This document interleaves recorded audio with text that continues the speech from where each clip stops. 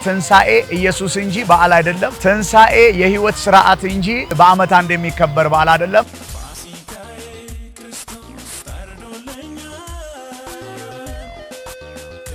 ሻሎም ሻሎም በጌታ የተወደዳችሁ በዓለም ዙሪያ ያላችሁ የቮይስ ኦፍ ጋድ ቲቪ ተመልካቾች የእግዚአብሔር ቤተሰቦች በእያላችሁበት የእግዚአብሔር ጸጋና ሰላም ይብዛላችሁ። እኔ ወንድማችሁ ሐዋርያው ይድነቃቸው ሽመልስ ነኝ ከማውንት ዛይን ዩኒቨርሲቲ ኦፍ ዘ ሊቪንግ ጋድ ኢንተርናሽናል ቸርች። ዛሬ በፊታችሁ የምስራችን ይዤ መጥቻለሁ። ከፊታችን ባለው እሁድ ማለትም ሚያዝያ 5 ቀን 8ኛው ወር 2017 ዓመተ ምህረት ቀኑ እሁድ ቀን ነው የሚሆነው። የትንሳኤን መታሰቢያ አብረን እንድናከብር ቤተክርስቲያንና እኔ ጥሪ እናደርጋለን። መጽሐፍ ቅዱስ እንደሚናገር ትንሳኤና ሕይወት እኔ ነኝ እንዳለ ብዙዎቻችሁ እንደምታውቁት እንግዲህ ትንሳኤ ኢየሱስ እንጂ በዓል አይደለም። ትንሳኤ የሕይወት ስርዓት እንጂ በአመት አንድ የሚከበር በዓል አይደለም። ጳውሎስ ደግሞ እንደተናገረ ፋሲካችን ኢየሱስ ታርዶልናል እንደሚል አብረን በተለምዶ ፋሲካ የሚባለው ከፊታችን ያለውን የጌታችን ኢየሱስ ክርስቶስ መታሰቢያ የትንሳኤ መታሰቢያ አብረን በቤተክርስቲያን እንድናከብር ወይም ደግሞ ያን ቀን አስበን የትንሳኤውን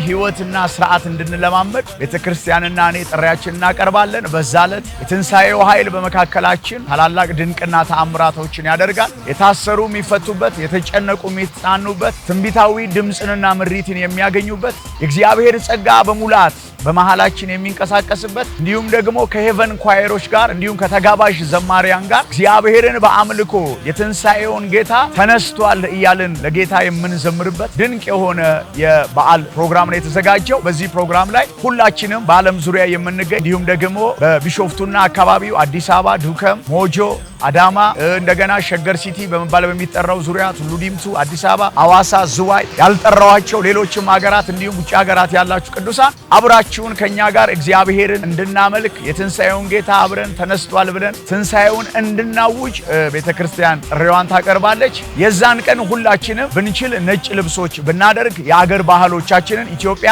ብዙ ብሔር ብሔረሰቦች ያሉባት አገር ነች። ልዩነታችንን በአንድነታችን ውስጥ የተለያዩ ብሔር ብሔረሰቦች የአገር ባህል ልብሶች እንዳሉ አውቃለሁ። በዛን ቀን አምሮባችሁ ዘንጣችሁ በባህላዊ ልብሶች ተውባችሁ ትመጡ ዘንድ ለሁላችሁም ጥሪ ማቅረብ እፈልጋለሁ። እያላችሁበት ደግሜ የጌታ ጸጋና ሰላም ይብዛላችሁ ላለው ተባረካችኋል።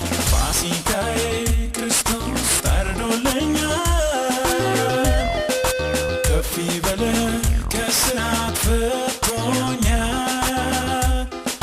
ከፍ ይበል ከእስራት ፈቶኛል። ፋሲካዬ ክርስቶስ ታርዶልኛል፣ ከፍ ይበል ከእስራት ፈቶኛል፣ ከፍ ይበል